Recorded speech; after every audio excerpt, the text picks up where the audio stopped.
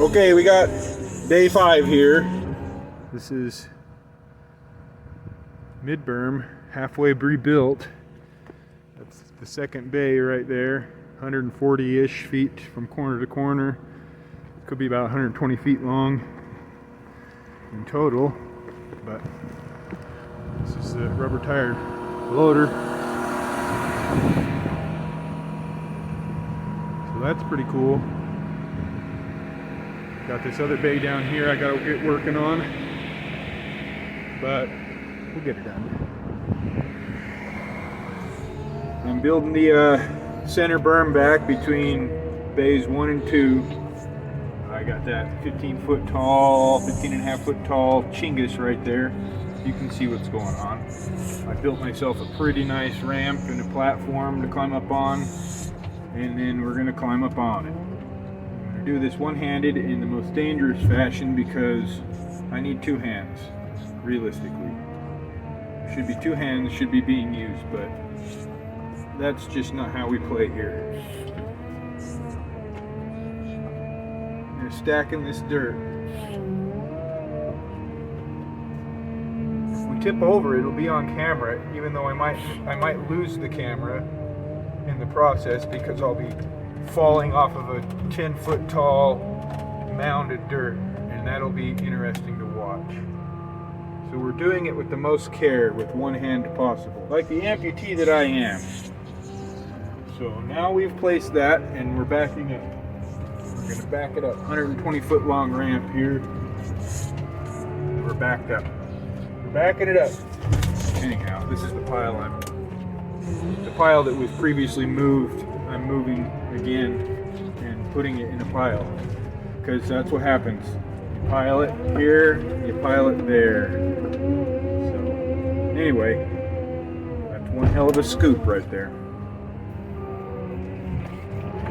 Okay, still here, still working on this shooting project. Shooting bays, shooting whatnot, shooting place, who knows. Anyway, I'm halfway built with this berm, and we had an executive decision to shorten it up from 15 feet high to 12 feet high because we're running out of dirt. We didn't quantify the amount of dirt coming from this center berm to begin with, so we were winging it, and it turns out the redesigned berm was going to consume at least almost all the dirt we had available. So someone who's in charge of the place he made the call. So that's what we're doing. We're shortening it up, which makes my life a little bit easier because it was taking for frickin' ever to build that thing 15 feet high. It's supposed to be 15 feet high, 30 feet wide, and that's a typical type of a dirt stack. 45-degree slopes. Natural stacked dirt is approximately like that. Sand or gravels or other sorts of dirts and their natures depend on certain variables, and their overall stack profile can be different. So this one ended up being a little wider at the bottom than we anticipated, the 30 feet. So anyhow, it benefits everybody. This thing being 12 feet tall versus that 15 feet tall berm. So I'm just fiddling it in here. I dump a couple buckets down, and then I sprinkle it to elevation. And then when I feel like I need to get out and check grade, I get out and check grade. So that's how it goes.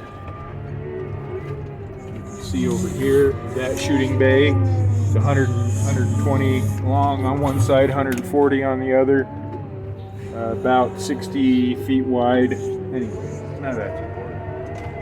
This dirt getting moved is important. And I'm just doing it with one hand again, because that's the safest way to do it. So you have your other hand free to hold the camera. It's usually how it goes. So, and then, you just flip the button with one hand and you go back to the steering with the other hand. You got one hand on a knob 100% of the time, whether it's a steering knob or a other knob. There's a couple knobs in here to grab in this cab. I'm gonna rhyme, I guess. These are all rhymes I'm doing.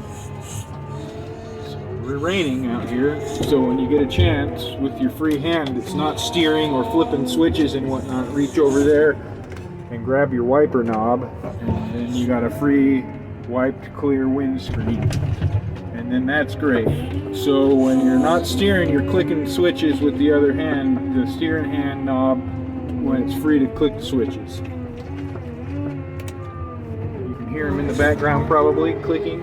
I got one forward and one reverse clicker, and then I got a trigger to set my differential lock for when I'm getting a good scoop on and I need to not spin all those tires. So that also helps. It's handy. It's definitely handy because nobody wants to see a $5,000 tire spinning, at least from my experience. I mean, I want to see him spinning, but the guy paying the bills definitely don't want to see that tire spinning. So that's why we use the diff lock. Plus it helps productivity because can be muddy out here because of the rain, or maybe not.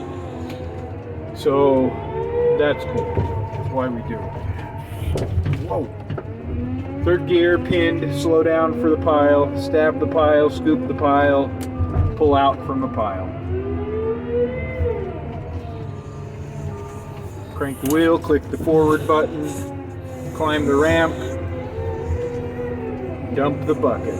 You see that grade rod sticking up over there? I got it pegged in the dirt. That's my impromptu grade rod because I don't have a long grade rod. I've only got an 8-footer, so I've got my concrete poles stuck together with some sort of measuring device on there. So, and I'm just sprinkling it in there, you know, because I don't want it too high, because then I gotta do a move to knock it down, so it's within that grade. You know what I'm saying? So right now we're making good progress. So I'm going to jump out and check that grade after we clear the wipers. Look at that. Perfect. Okay, I checked the grade and the grade's good. So I'm going to continue on here. It's starting to get a little bit rainy out here, which I don't care for, but it helps the process. Nah, we need the rain anyway. We gotta, here in southern Utah, fill up all the reservoirs. We gotta fill all the reservoirs as much as possible with a substantial amount of water, because we got all these yahoos coming in that are consuming our waters. Not just any old regular yahoos, a bunch of yahoos that want to stay in 16 new hotels that are going up on the mountain, stuff like that. Not just regular people that want better for their lives to live here, which is in great number, but there's also a bunch of yahoos moving around in our neck of the woods for like recreation, and those assholes want lots of water. That's why they need to fill all these reservoirs rather than leave the water underground where it should belong. You know, they're like, now we got to fill those reservoirs. So we got those boating guys. They like to ski, and then they need the water, right?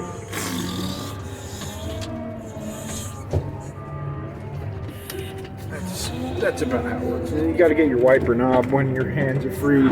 Sometimes it actually turns into the blinker, which is no surprise, because the blinker's on the same lever as the wiper knob. I got a huge rock in the bucket there. I'm hopeful that it spills off to the side so I can gather it up later. It's starting to get slick right here because of the water that's on the ground. Hopefully I can keep going.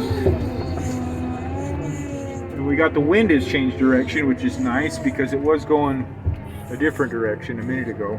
And well, it's not nice because it's blowing back on me. And you can see that in the windshield with all the dust and whatnot.